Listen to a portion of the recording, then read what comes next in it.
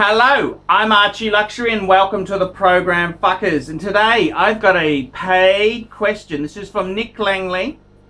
And he says, Hi Archie, I currently own a Daytona Pat Ricci in mint condition. Thinking of selling for a beautiful 1665 with dark patina or a 1655 straight hand. Alternatively is picking up a white 16080 and 1675. Thoughts? Would I dump the Daytona? I don't wear it. Too damn nice. And I didn't realize this at the time. I thought he was asked. I thought he had a plastic Daytona, but no. The Pat Ricci is the sapphire crystal version, steel sort of Daytona, Beautiful watch. Would I swap it for a vintage piece? Yes, that's a very interesting question. And yeah, I can see how the money can be similar there. Yes, very interesting indeed. Look, I got to tell you the truth. The problem with buying vintage pieces is that you often don't want to wear them because they're so minty and nice. So you end up buying a tool watch like a 1665, which to the uninitiated, that's a Rolex Sea Dweller, or a 1655, which is a Rolex Explorer 2 plastic vintage. And you end up treating that like with kid gloves because you don't want to damage that either. This is a fucking sickness, and I got the same problem when I wear my gold sub. I mean, that's a utilitarian watch. It's a gold sub. It's a sports watch. But I'm scared of scratching it, damaging it. You know, it's an expensive watch there, Archie. And what do I say? Look, that's a very interesting question. It sounds to me like you're just bored. You're just bored with the piece you've got.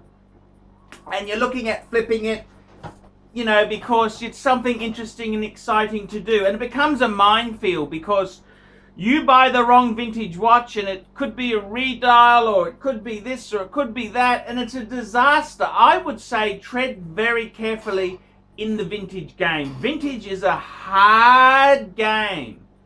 And the problem is you buy one of these vintage things and it's more so you've got to be so careful with it because it's vintage.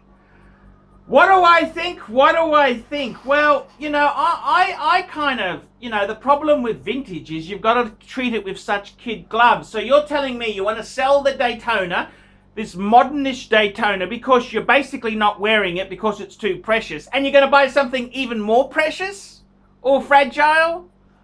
Doesn't seem like a great move to me.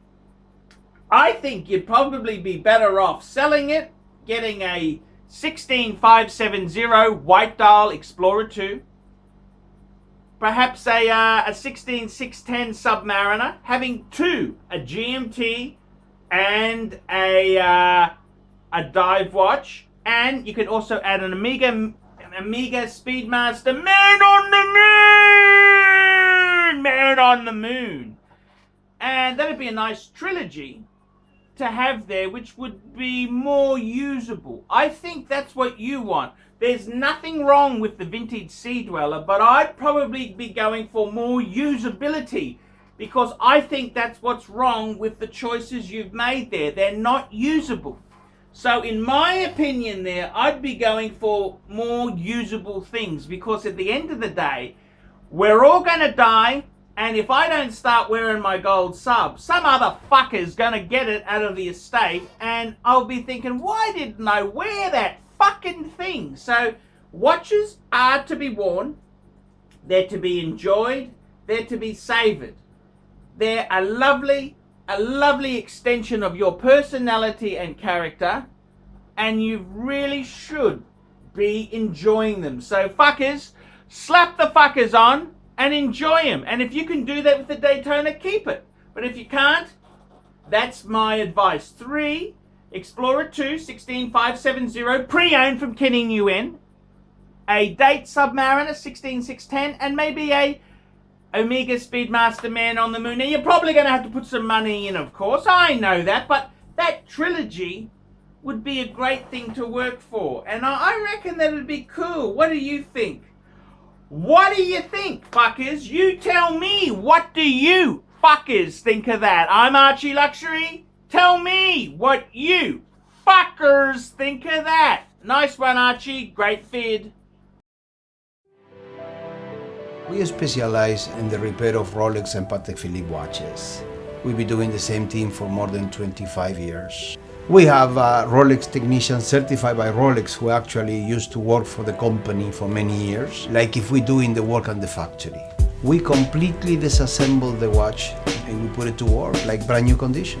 When you get a pre-owned watch, it's like if you're getting a brand new unit. The only difference is the money.